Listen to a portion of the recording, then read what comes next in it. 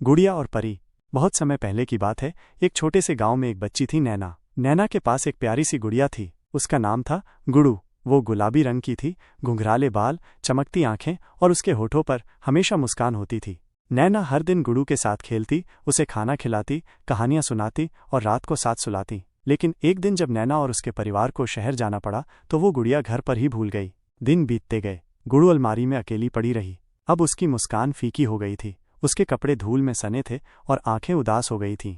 एक रात की जादुई बात। एक चांदनी रात थी। सारे खिलौने सो रहे थे, लेकिन गुड़ू की आंखों से एक बूंद आंसू गिरा। तभी कमरे में एक सुनहरी रोशनी फैली और उसमें से प्रकट हुई एक सुंदर परी। वह चमकदार पंखों वाली थी और उसके हाथ में एक जादुई छड़ी थी। परी ने मुस्कुराकर कहा, गुड़ू तुम क्यों उदास हो? गुड़ू ने धीरे से कहा, मैं अब किसी के काम की नहीं। नैना मुझे भूल गई, मैं टूट चुकी हूँ। परी ने प्यार से जवाब दिया, तुम्हारा असली सौंदर्य बाहर नहीं, दिल में है। अगर तुम किसी को खुश कर सको तो तुम दोबारा चमक सकती हो। गुड़ू की दूसरी जिंदगी। अगले दिन गांव में एक नई बच्ची आई, छोटी रूही, जो बहुत चुप रहती थी क्योंकि उसके पास खेलने के लिए कुछ नहीं था।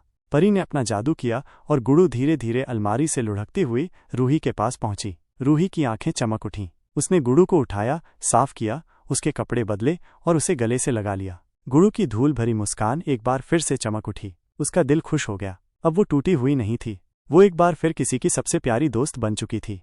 कहानी की सीख। सच्चा सौंदर्य किसी के चेहरे में नहीं, किसी के दिल में होता है। जो दूसरों को खुशी देता है वही सबसे कीमती होता है।